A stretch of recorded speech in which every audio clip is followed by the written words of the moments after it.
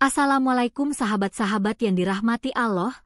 Hari ini saya akan menceritakan tentang aku kira cuma tukang kebun, ternyata dia pahlawan paling ditakuti penjajah. Seumur hidupku, aku cuma lihat dia nyapu halaman, nyiram bunga, dan duduk diam di kursi reot. Tubuhnya ringkih, jalannya pun pelan. Tapi hari itu, hidupku jungkir balik. Di gudang belakang rumah, aku nemuin buku catatan tua. Awalnya kukira cuma buku kebun, tapi begitu kubuka, halaman pertamanya langsung bikin tanganku gemetar. Ada sketsa peta markas Belanda, daftar nama perwira yang dibunuh diam-diam, dan kode sandi yang katanya cuma dipakai unit bayangan 1948. Aku baca terus, makin gila. Nama kakekku disebut sebagai si hantu dari Gunung Putri, pasukan rahasia yang katanya nggak pernah gagal membunuh target penjajah dalam diam. Bagaimana bisa kakek tua yang tiap pagi nyuapin burung pipit itu ternyata dalam operasi yang bikin Belanda lumpuh selama bertahun-tahun? Tapi tunggu, yang paling mengejutkan bukan itu. Di akhir catatan, ada satu nama yang masih hidup dan sedang mencarinya. Kamu nggak akan nyangka siapa yang sebenarnya tinggal serumah sama kamu. Tonton cerita lengkapnya sekarang, sebelum semuanya terlambat. Like dan subscribe ke channel ini sangat membantu serta menghibur dan menjadi amal jariah bagi kita semua. Hari itu matahari Bekasi terasa terlalu terik. Aku baru saja pulang kampus ketika ibu memintaku membantu membersihkan gudang belakang rumah kakek. Sejujurnya aku malas, gudang itu lebih mirip sarang laba-laba daripada tempat penyimpanan. Tapi siapa yang bisa menolak permintaan ibu? Kakek hanya duduk diam di bangku kayu, menatap halaman kosong. Wajah keriputnya seperti tak pernah marah, tapi juga tak pernah benar-benar tersenyum. Ia lebih sering menghabiskan waktu memberi makan burung di pagi hari dan menyiram tanaman di sore hari. Semua orang di kampung ini hanya mengenalnya sebagai tukang kebun pensiunan yang pendiam. Aku mengangkat kardus-kardus tua, membersihkan tumpukan majalah, dan tiba-tiba aku melihatnya. Sebuah kotak kayu kecil di pojok lemari usang. Terkunci. Tapi lepas. Penasaran, aku buka perlahan. Di dalamnya, terlipat rapi sebuah buku lusuh dengan sampul kulit berwarna coklat tua. Ada bekas goresan seperti sabetan benda tajam. Di pojoknya tertulis huruf-huruf kecil, Log 1948. Rahasia. Tangan kiriku gemetar. Kutatap kakek dari kejauhan. Ia masih duduk diam, seperti tak peduli. Aku buka lembar pertamanya.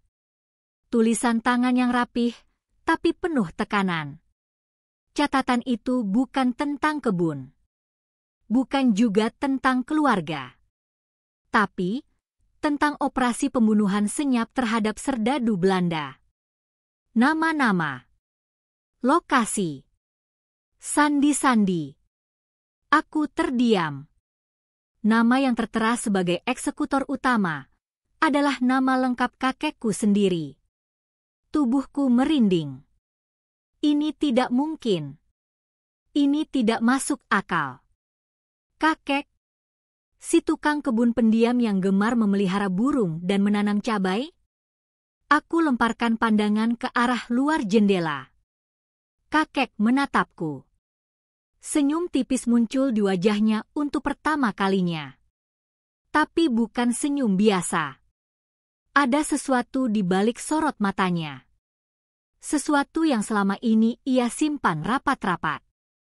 Malam itu aku tak bisa tidur. Buku tua itu masih tersimpan di bawah bantal, seolah aku takut ada orang yang mencurinya. Aku bolak-balik membacanya. Semakin kubaca, semakin aneh rasanya mengenal siapa sebenarnya kakekku. Dalam catatan itu, berkali-kali disebut sebuah nama sandi, si hantu dari Gunung Putri. Julukan yang kabarnya membuat pasukan Belanda membeku ketakutan hanya dengan bisikannya. Ia tak dikenal wajahnya, tak pernah tertangkap, dan selalu meninggalkan pesan di setiap aksinya. Sebuah lambang bintang berujung 5, tergambar dengan darah. Kubaca ulang satu bagian yang membuat dadaku sesak. Tahun 1948. Operasi pembebasan tawanan pejuang yang disekap di markas Belanda di Cibinong.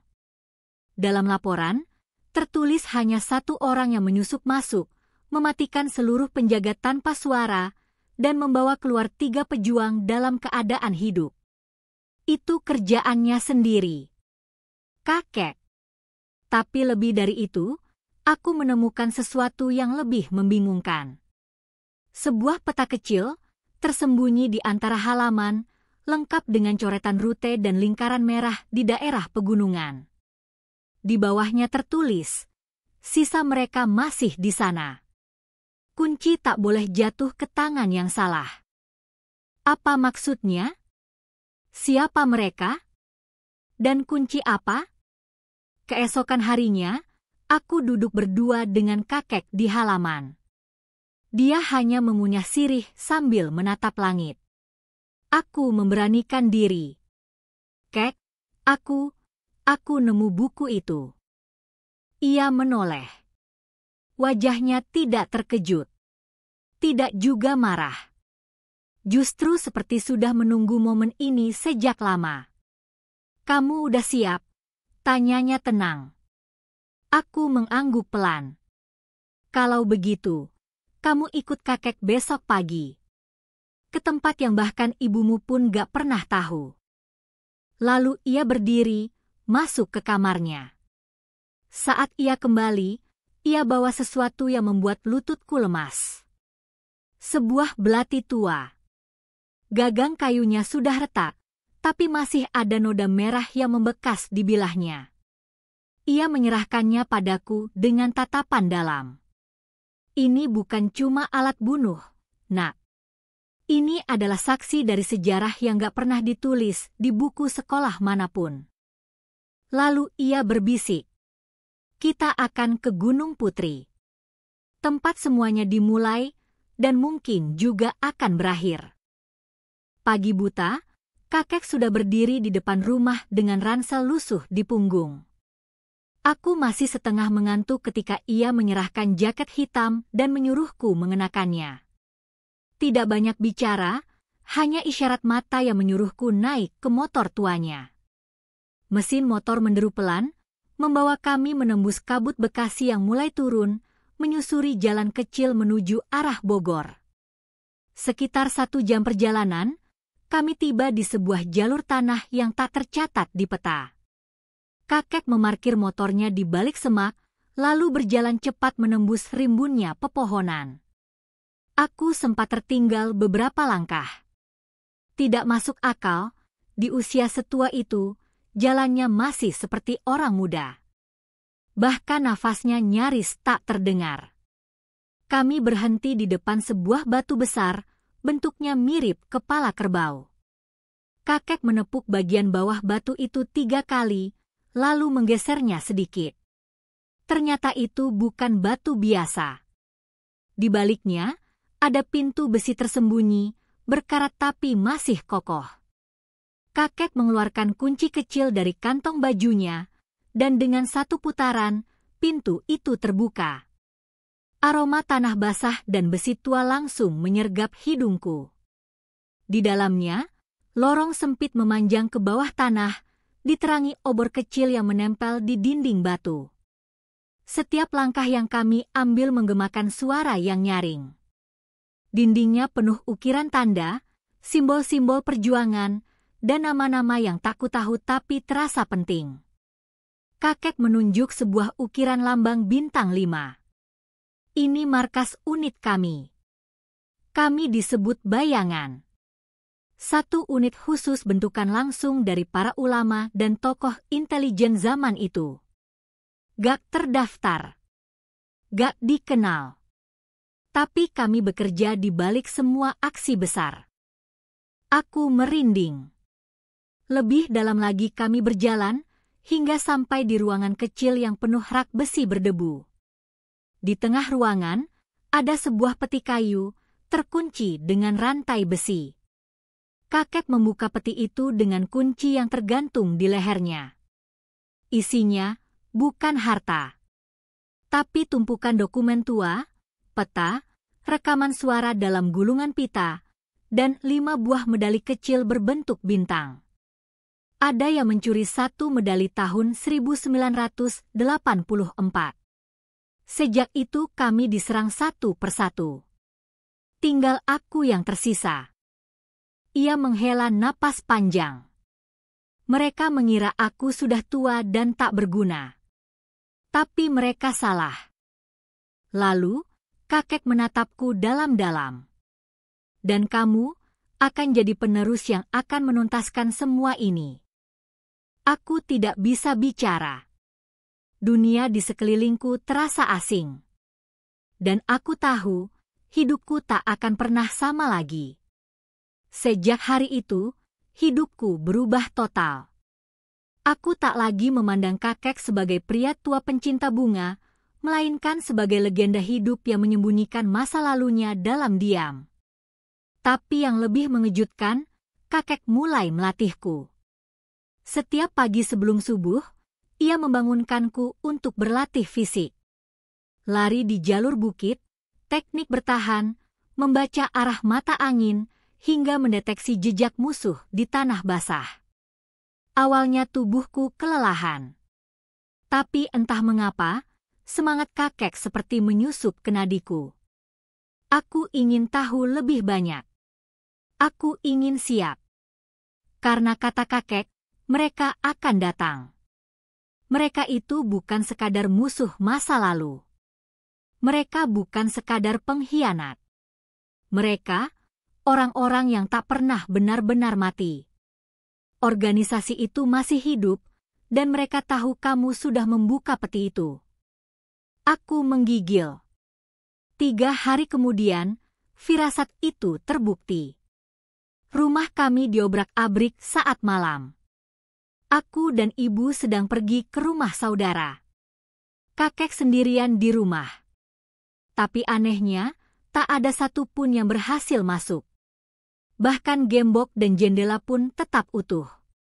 Tapi bekas jejak kaki hitam terlihat jelas di pekarangan.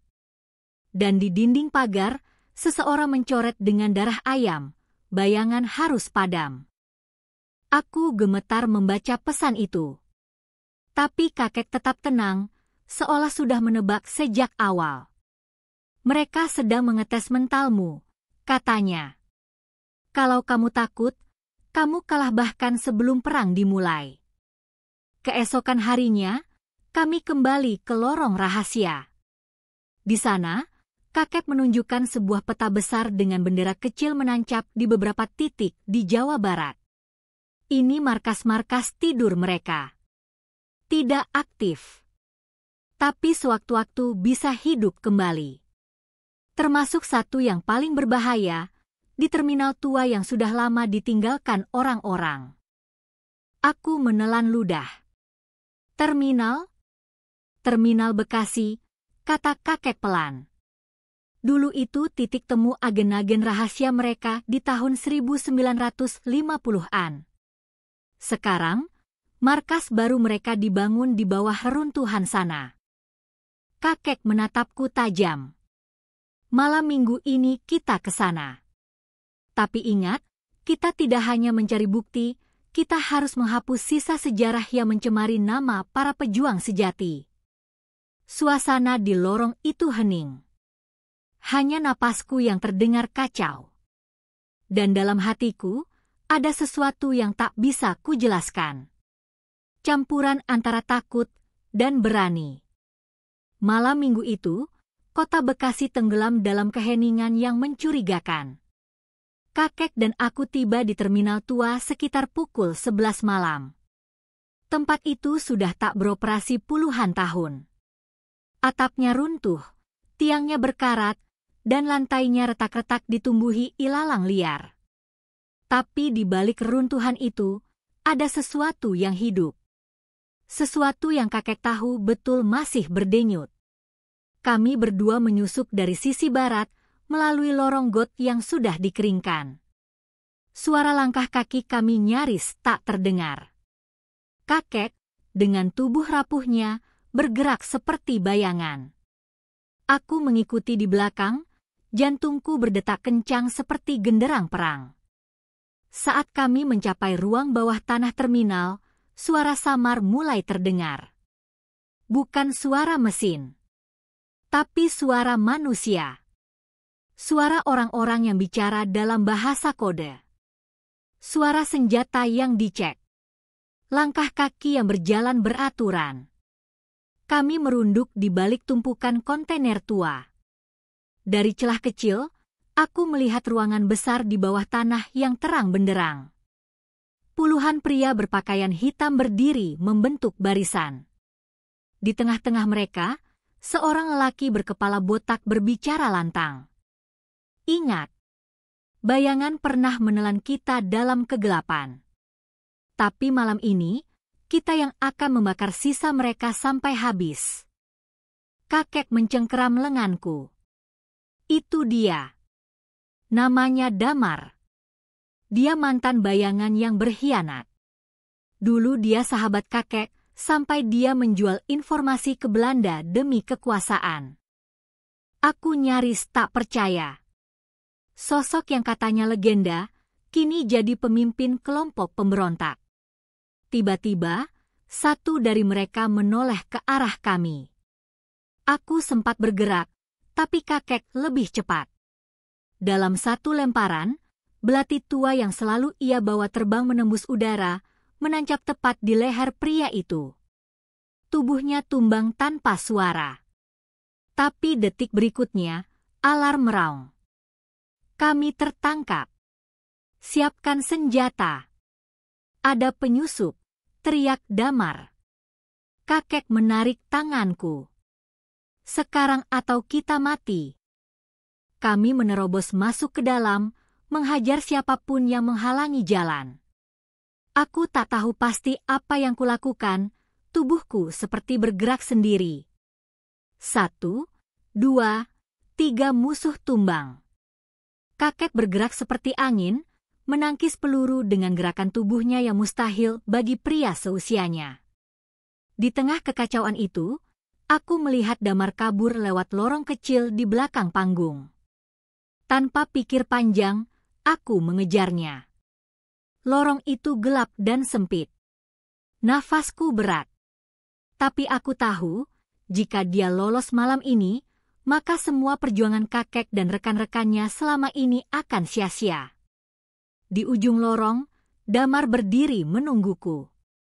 Di tangannya, pistol kecil mengarah tepat ke dahiku. Anak kecil bau kencur ini yang jadi pewaris bayangan? Dunia ini udah berubah, nak. Idealisme gak bisa bikin orang bertahan hidup. Aku gemetar. Tapi tangan kiriku menggenggam kuat belati tua pemberian kakek. Dan sebelum pelatuk itu sempat ditarik, tangan Damar sedikit bergetar saat jari telunjuknya menekan pelatuk. Tapi di detik terakhir, aku melemparkan belati tua itu dengan sekuat tenaga. Belati itu berputar di udara, melesat lurus dan tepat menancap di bahu kanannya. Teriakannya menggema di lorong sempit, pistolnya terlempar dan tubuhnya roboh ke dinding. Aku segera maju dan menendang pistol itu menjauh. Damar mencoba bangkit, wajahnya pucat tapi matanya masih penuh dendam. Kalian pikir bisa bunuh ideologi yang sudah kami bangun? Kami bukan sekadar organisasi. Kami adalah sistem. Dan sistem tidak pernah mati. Aku mendekat, menahan tubuhnya ke dinding dengan lututku, dan menatap matanya tajam. Tapi kalian lupa satu hal. Sejarah tidak akan diam selamanya. Kakek tiba tak lama kemudian, tubuhnya basah oleh peluh dan noda darah. Dia memandangi Damar dengan tatapan rumit, antara benci, kecewa, dan luka lama yang belum sembuh. Dulu aku percaya padamu, Mar, bisik kakek. Tapi kau memilih jalan yang bahkan penjajah pun malu untuk tempuh. Damar hanya tertawa pelan, lalu pingsan. Kami menyeret tubuhnya keluar dari lorong menuju markas bawah tanah yang sudah dipenuhi tubuh tak sadarkan diri anak buahnya. Beberapa dari mereka sudah melarikan diri. Yang tersisa, terikat dan tak berdaya. Kakek mengambil radio tua yang masih terhubung ke jaringan bawah tanah pejuang.